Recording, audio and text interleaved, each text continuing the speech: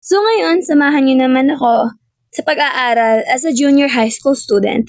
So kakagising ko lang nga pala niyan, tapos ako yung magluluto. Kaya na-ready ko na yung buhok ko. So nga, si Ebab, nag-start na magluto si Ebab dyan, no? Kayo ba naman, aga kasi ako nagising, mga 4:30 ata. So at exactly 4:30, gising na ako. Kasi nagpa-alarm ako. Kayo ba? Ako pa kasi yung magluluto, maliligo pa ako. At saka si Ebab, medyo si Ebab, tawag dito kung sa Cebuano, tapulan na termino. Basta ganun si Ebab. Kaya, yan, nagluto na lang ako. Pagkatapos, nagwalis na naman ako.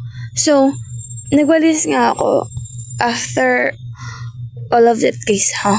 How dare you? Charge joke lang po. So, nagwalis ako guys, pagkatapos fast forward ko na lang yan kasi ang taas-taas niyan. Pero, syempre, hindi ko yung tinapos, no? Kayo ba naman yung tapusin ko Joke! So, pagkatapos ko magwalis, nag-map naman ako. Tsaka, dumiretso na lang tayo. Yan, di ba? Nadala pa na mag-fit check ni Ebab. So, actually, yan talaga yung uniform namin. Kulang lang yun ng necktie. Tsaka, always talaga ako may glasses. Don't worry about my mata. Hindi naman sira yung mata ko. Trip ko lang mag-glasses. So, nakapag-fit check pa niyan si Eva po. Nakapagsayaw pa. Hoy, naku, ako talaga. So nga, dumiretso na lang ako. So that point, nag-aano na ako ng tricycle para makasakay patungo pa sa school. Malapit lang naman, tsaka 10 piso lang kaya namang lakadin. Kaso nga lang, naka-heels ako. So, hindi pwede. So, nakasakay na nga pala ako.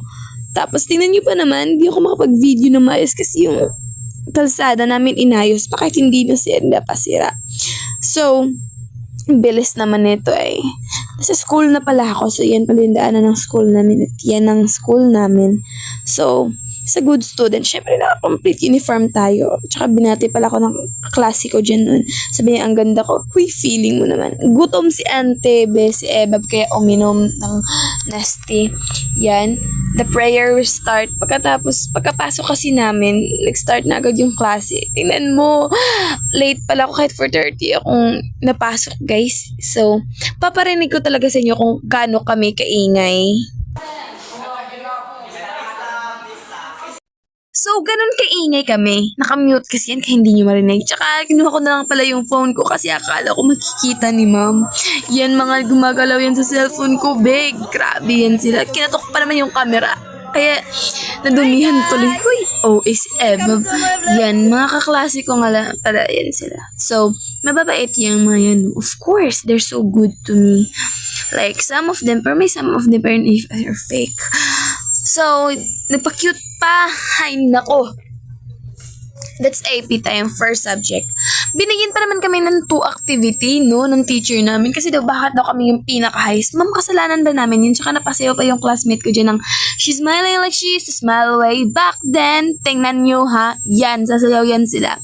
But before that, tinawag ko muna yung mga groupmates ko. Yan.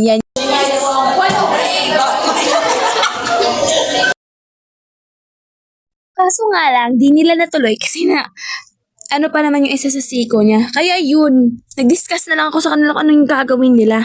So, sabi nila, uy, Miss Actress ka pala. Hoy, hindi naman, char. So, pinakuha ko lang pala yung gamit namin para sa ipipresent namin. Yan, umulit na naman yung dalawa, guys. Sila yung partner. Sila yung palaging gumagalaw ng cellphone ko. Oh, pa-cute pa more. Gusto mo i-mention kita, Char? So, kasi half day lang kami. Syempre, uwian na, be. Yan yung pinaka-paborito ko. Ikaw ba naman, no? Kakauwi na pala ako, guys. Lalakadin ko na lang pala yan, din. Kasi, malapit lang naman, di ba? Nabanggit ko rin naman, makalapitan lang. Kaya nilalakad ko lang yan pa uwi. Sayang kayo ng 10 piso. Kapag ibinayad ko, pwede na yung pantsake sa akin. Uy, grabe naman kayo. Char, gipit lang talaga ako ngayon. So, lumipat na nga lang pala ako sa kabila kasi nga, one way na lang yan kasi inayos pa yung kasada namin. Iba naman, inayos kasi hindi naman sira. Tingnan nyo, yan. Inayos kahit di pa naman sira, be.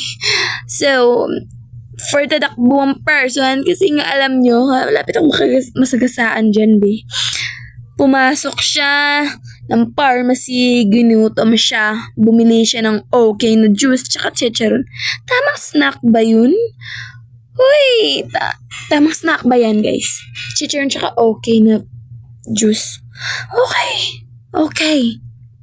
Mabuti sa ating mabait. So, mura lang. Yan, gutom na gutom talaga, napapahalata. So, madami pa akong hindi na videohan. Kasi kumain pa talaga kami sa pinsan ko doon. Pero di ko na video. So, yan, nagready ako kasi matutulog ako, be. Umuwi ako sa amin kasi matutulog ako. Wala ako sa boarding. Umuwi ako sa amin, be. So, dyan na lang muna. Bye-bye! See you to my next vlog. Nagpa-cute pa si OA. Thank you!